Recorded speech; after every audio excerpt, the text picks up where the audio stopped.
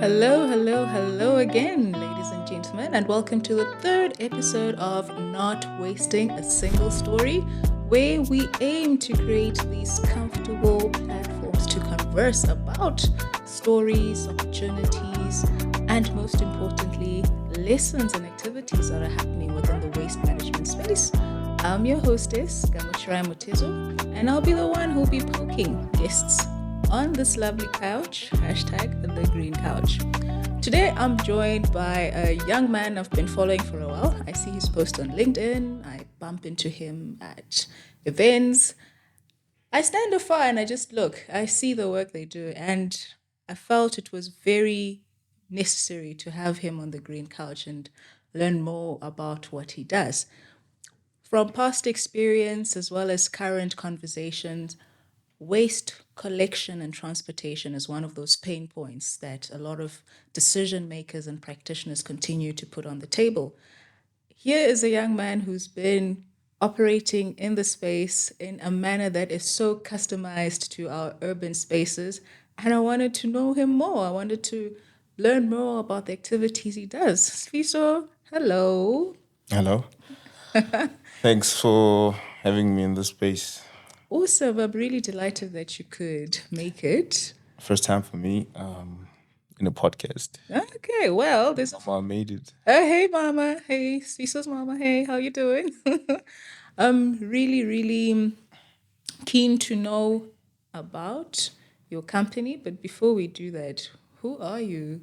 Where did you grow up? What did you do? Why are you living? Great question. Well, Sifiso Gumbi is a young man that grew up in Soweto. Pretty much did everything in Soweto. Matriculated in 2011, and the first thing that I ever did or I ever got into was waste picking. Got curious on recycling in itself because there's just so much waste, out there.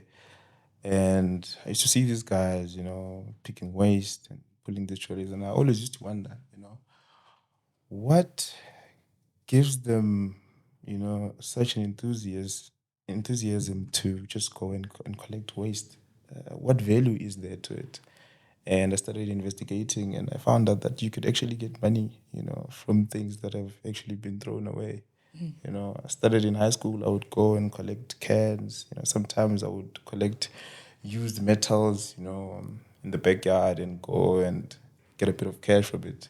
So that sort of caught on, and the passion grew as soon as I matriculated.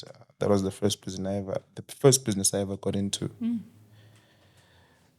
Really, I remember back in 2013, I wanted to share that knowledge I had acquired around waste with the community, and my angle around it was that, okay, let's try and spread awareness by eliminating dump sites within in the area because there's quite a lot of them in Soweto. And we did a cleanup initiative that we had in partnership with the Johannesburg Roads Agency. They sponsored us with some trucks and TLPs.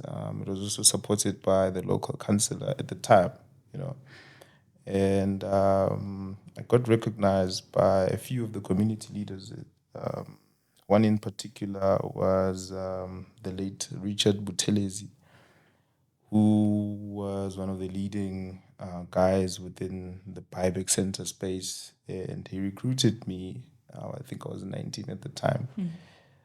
So, what really, just bolstered, my ambition in this is that he didn't see me as a guy that will work for him. He actually took me in and made me his partner. And we established 3 buyback centers in Durban. And just later, before he passed, we opened one in Johannesburg Central in Jubit Park, which is where I met John Coleman, who's my current partner with Urban Surfer. So that's been the story with me. I started out as a waste pick, grew to owning buyback centers. Now it's with Urban Surfer. So waste has pretty much been my story ever since I became an adult. What made you curious? Look, you see a 2 liter bottle, you buy Coke, you get that 2 liter bottle, and then you just chuck it in the bin. You buy a milk carton, you use it, you just chuck it in the bin. You buy a can of soda, you use it, you just chuck it in the bin. No one ever really pays any mind to what happens to their waste, or even thinks that there's any value to waste. So what fascinated me about it was that, what you deem as treasure is actually a resource, and I've just always been fascinated by this because it's such a sustainable business. Because for as long as there are people, there will always be consumption, and for as long as there's consumption, there will always be waste. So that's what's kept me going, and also, just the many challenges that the waste pickers face and that I have faced, personally. I was having a conversation with the guys just outside, and I was just relaying a story when I was still a waste picker, the challenges that we used to, and when I was biobank center owner, the challenges that I used to come across, from a waste picker perspective, you will get up at 4 o'clock, going about your daily collection routes, and then when it's time for you to go to the biobank center to scale, you get there, there's no money and you've already traveled over 50 kilometers, and there's no money at the buyback center, you're forced to maybe leave your stuff behind and come back and collect the money the next day. You have to wait maybe until a certain time later on in the evening to get your money, So it's a very labor intensive occupation, and with such limited support, and there's so much that has been developed, to assist these guys, but they're still not really benefiting from it. So it has become a mission for me to try and, make that connection. I mean, most particularly with EPR legislation that's been passed. All these EPR people were engaging with the Puro Alliance, I think a couple of weeks back. There is a huge interest from them. I think a responsibility even to pay these guys directly per kilo. Yeah. But there isn't any way they can facilitate that because you would know waste pickers work as individuals. Yeah. So the space is largely informal. So there isn't any platform or system they can initiate to make sure that they get paid. Because, I mean, if you're going to pay them 15 cents, how are you going to pay them? Are you going to approach them and say, okay, how much have you scaled? Let me give you. So we came up with an idea to create an application that registers these ways because I mean from the project we did with Hippo, we collected quite a lot of data. Yeah. So from there we got an idea of how we can run a platform, that is solely supports, informal reclaimers to benefit from everything and anything that may be introduced, for them. Yeah. So we came up with this app to say, okay, let's try and register them into the portal. And then from there, we can plug that portal to the buyback centers that they go to. And from that system, we can enable the buyback centers to transact with them on that system and then get the PROs to facilitate the payments on that system. Yeah. Yeah. It's probably one of the key features that I liked about your work. Aside from appreciating and really speaking the gospel of the importance of informal waste collectors, right? Yeah. They are completely critical in this process. Then there's the data component, the technology aspect. Because Absolutely. within our space, hey, Fada, where can I find data? Okay, finding any up to date data of different waste streams, where they're going, the flows, you have to literally throw some bones and consult your ancestors. Yeah. So I like that feature, and I thought, this has got me curious. And before we get into the deeper components of Urban Surfer, I want to also know a little more about you as a person. What do you do for fun? For fun. Yes, for fun. Look, I just like being with family. I think that's my version of fun. If I'm with people that like very close to my heart, that's my version of fun. I enjoy a good book. If you touch my library, Yeah, every once in a while. I think I'd be borrowing them from you. I enjoy a good book. read the books on this couch, Baba. I enjoy good music. Mhm. I enjoy a good laughter. Yeah. Yeah, that's my version of fun. And also, since we've been so busy with Urban Surfer, look, I just enjoy being home and resting and sleeping. Eh? You know, when our parents were telling us as younglings, go to bed early, did we listen? No. No, Look at us as adults. 6 o'clock, you can't wait to be in bed. yeah, hey, I wish I could sleep at that time. There's hardly any time to sleep. I promise you. I Yeah. promise you. So whenever I get a chance, I sleep it off. Yeah. I sleep it off. Okay, so Really.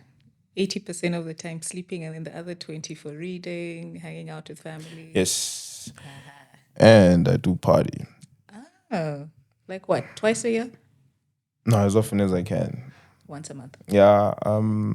It's a year, just only every year before I turn 30. So I'm just trying to Fit it in. have as much fun as I can. Yeah. Yeah. So whenever I get a chance, yes, I do have a good job.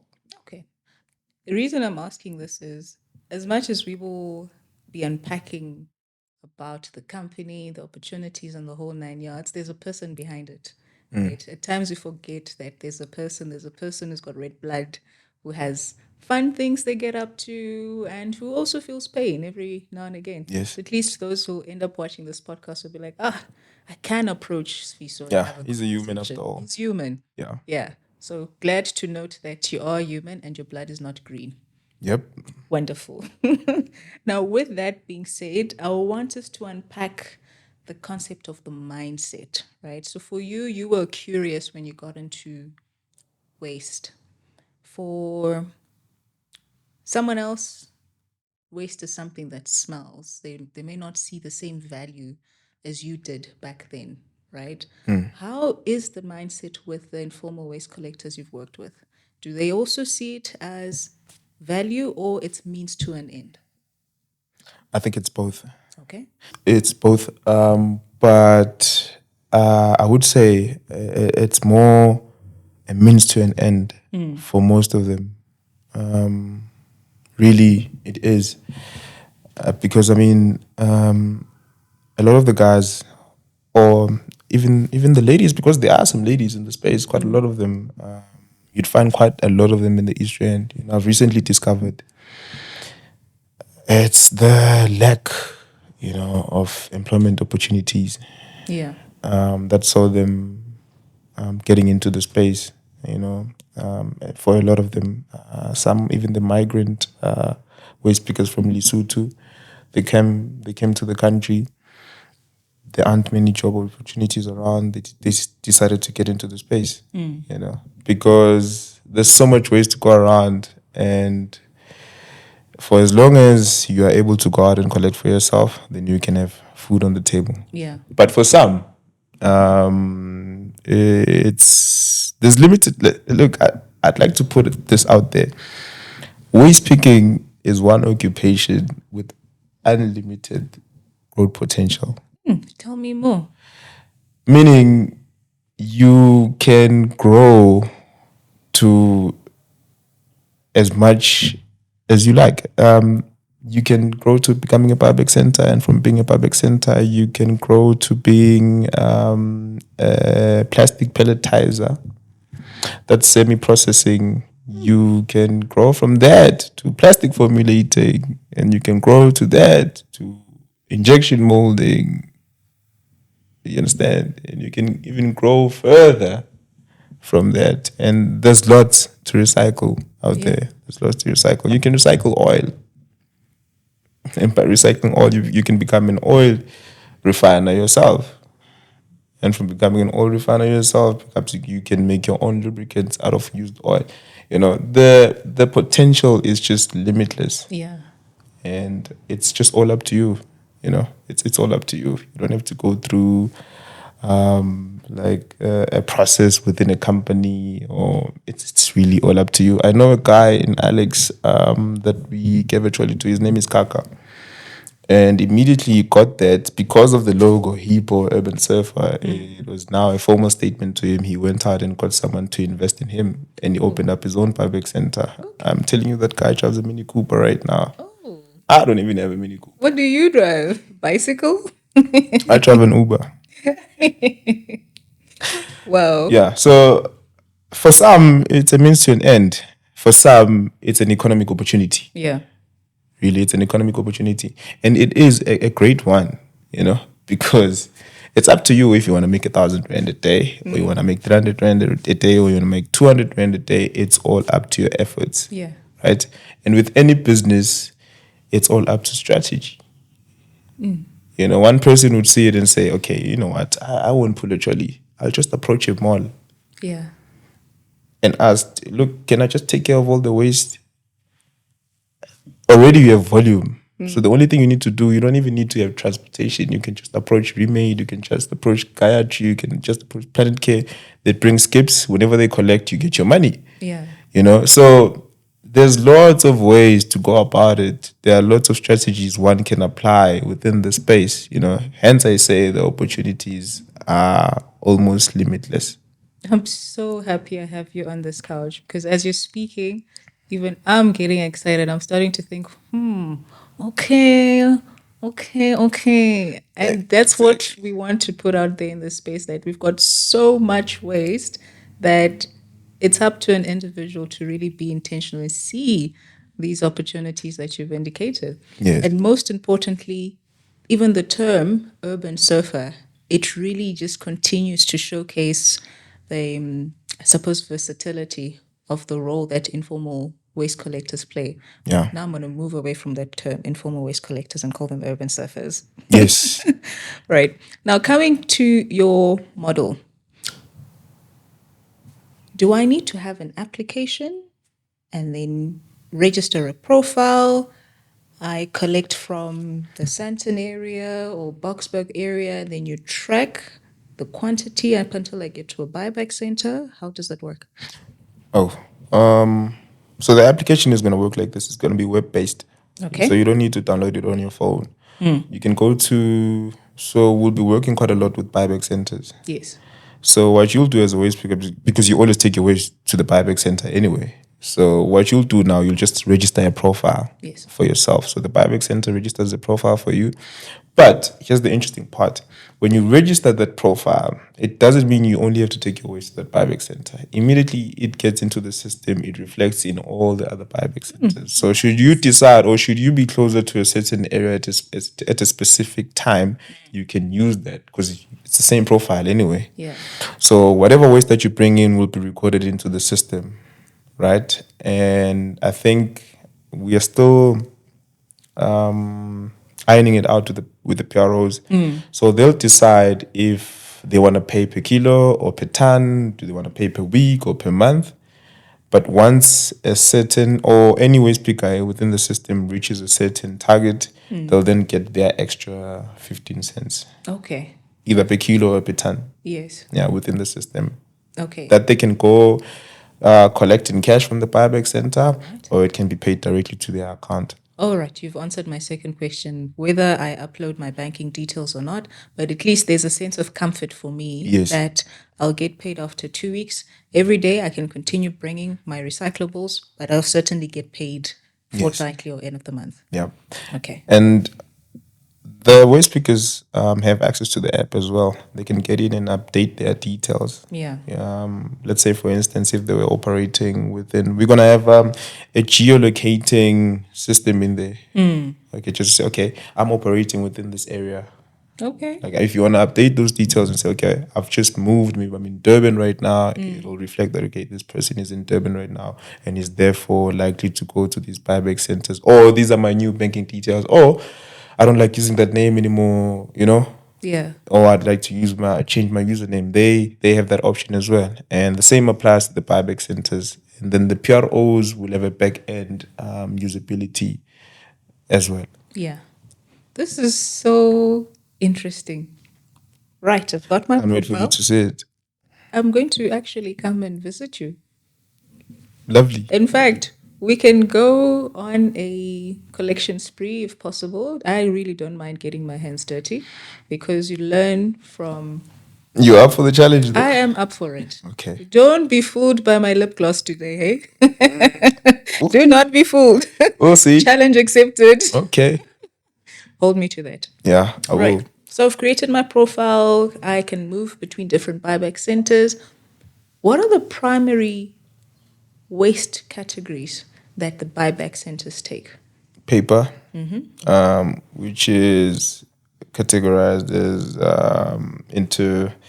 There are scientific terms for all the recyclable materials. K4 being your corrugated cardboard, Okay. which is the most common, I think, material you'll find from waste because it's just so there's so much of it. Yeah. And then secondly, there's PET. PET being your cool drink bottles. Yeah. It's the second most common recyclable waste material you'll find. And then there's aluminum cans. I think everyone knows those. And then there's white paper, which is called HL1. Okay. And then there's your common plastics, which is called low density. Those are your checkers plastics. It's low density polyethylene. And then there's your milk plastic containers, Yeah. which is called HDPE, which is high density polyethylene. And then there's your PP, which is your polypropylene. I think these are components you'd find. I'd make an example of crates. Maybe Hard in the plastic, yes, that's hard plastic. got you. That's your polypropylene. What am I leaving behind? And then you have your shrink wrap. Yeah. That's another collectible as well. Okay. Luckily, you broke down some of these things because I was just hearing polymush. I'm like, how will I start my collection process? But I suppose these are some of the trainings that you have with the urban surfers. Say, okay, these are the traditional jargons. It basically means that. Yes. Okay. It's actually very simple, to separate your waste. I always say, we're having a conversation just outside of the gents. Just separate all your dry waste from your wet waste. You'd find that most of your dry waste, if not all of your dry waste, is recyclable. Yeah. Who should be responsible for separation at source? Everyone. But I think the process would work if we have, a beautiful working relationship with government, which then trickles down to the households and also perhaps for the businesses as well to chime in. I think everyone should come together and do this because I think there is a general interest from households to try and separate waste, but there isn't much support to further nudge that into becoming a widely accepted thing. This is why I'm hoping podcasts of this nature can trickle down to people's dining room tables, Yes. school runs, and even date nights. And then we normalize it because if we're having the conversations at home, our mindsets are hopefully churning so that when we make decisions at work, we can also be, hey, I've got a separation thing going on at home. Can we try and implement it? That'll be beautiful. I mean, imagine people like over coffee just, hey, you know how much waste I recycled just last week? Imagine! That would be so cool. That'll be so cool. There's a guy that pulls a trolley that I normally take the waste. Didn't come today. But in fact, let me call him Let now. me call him now. Brother. Imagine if you could have a system where you can request a waste picker to come and collect. I see where you're going. Okay. You understand? Nice. Because we could track the trolleys and you just get on the system and we tell you, okay, which waste picker is the nearest to you. Yeah. And then you can request him and they can come and collect from you. Those are systems we can easily implement, with the right support. I'm going to come to the support shortly. Is there a market for organics? From my experience and in the space that I'm in, not that I know of. I know there's quite a huge growth in composting. But none of the waste pickers we support or that we engage or that I've engaged with over the years, in the entire 10 years of me being in the space, I've never seen any interest or open market for organics. Because of the value component? Because it will rot and smell after 24 hours? Or lack of market access? I think it's because, just put yourself in a waste picker's shoes. I collect organic waste, yes. Where am I taking it to? How much do I get per kilo? Okay, not as competitive as the other. Yeah, it's not even a case of it being competitive or what have you. It's just, where the hell do I even take it? Okay, market access. Who will off-take it from me? Yeah, why should I collect it? Okay, if I do collect it, where am I taking it to? How much are they paying me for it? Are they going to pay me per container, per kilo? Yeah. So those are the disparities, within that. Okay, I suppose once that opportunity has resulted into some financial sense, Yes. then it will make Yeah. common sense Yeah. to collect. Yes. Got Because not even the biobank centers are collecting it. Yeah. None. Okay. I like organics, so I'm going to think about it and get back to you. Yeah, I'm very interested in organics too. Very interested, and quite well researched.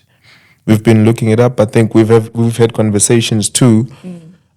I would really like to plug it into the informal recycling space. Yeah. I would. I think it's a great the informal recycling space. It's a great avenue to plug that into, because there's quite a lot of it that can be collected. So if I get you space, right, and we're able to say one can pay X amount per kilogram, whether it comes in this bag or that container, that waste, wet or dry organics is weighed, then we say you can pay, say, $2, for example, per kilogram. Would that be something you can look at? Very much worth our time. We could start working next week. I like you. Okay. All right. Leading up to that, where would one ideally locate such a space so that the urban surfers have relatively simple access? Look, it depends. From my research in organics, are you doing composting, or are you doing bioenergy? Yeah.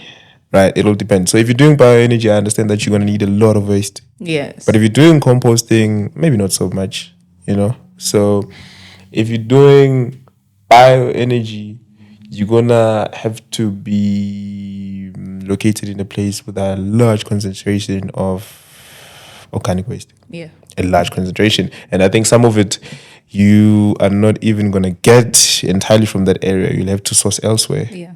That's where we can come in. But I think wherever you can be located, you can definitely come up with a solution that will make sure that you get your waste. Yeah. But make sure it's not too far from civilization. Noted. We want to make sure that the surfers can easily access. Yes. Look, we can come in as a platform that plugs you to them. Meaning, if transportation becomes a factor for them, or for them to even pull their trolleys to you, we can then come in and collect all their waste and then bring it to you in bulk. Got you. Okay.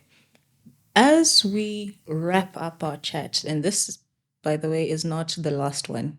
I would love to have more of these with you, right?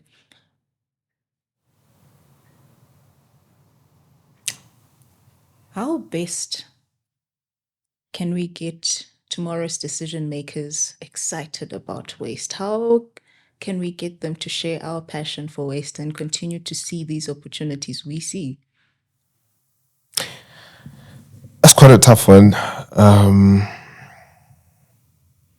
But I would say the only thing we can do, the best thing for us to do right now, is just to keep at it. Let's just remain consistent and make as much noise as we can. I think ears are starting to open. Yeah. Eyes are starting to see. We're getting quite a lot of positive feedback. Look, we're now being invited to these wonderful podcasts, Oh, shout out. So, and it's not that we've done anything outside of what we've been doing for the past 5 years with Urban Surfer, or I've been doing for the past 10 years. I've just been consistent. So the only thing we can do is just remain consistent in what we do. And eventually something will give. Yeah. Because we are making the noise. And eventually they'll start to listen. That's the best thing we can do, really.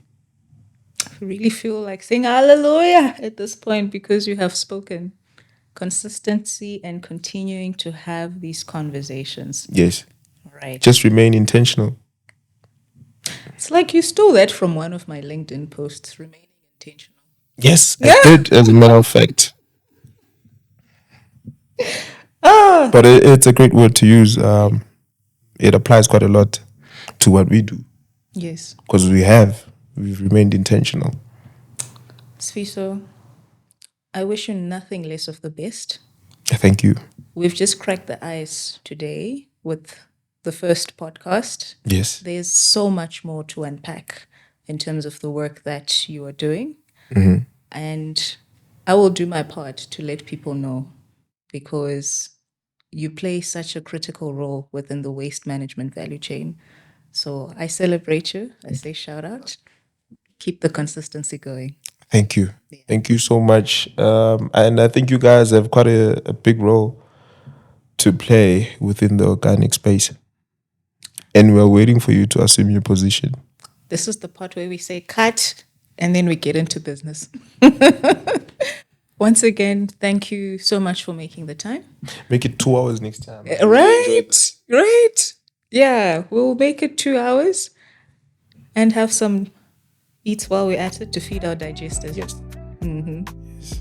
All right, ladies and gents, you've just been schooled about the role and importance of informal waste collectors.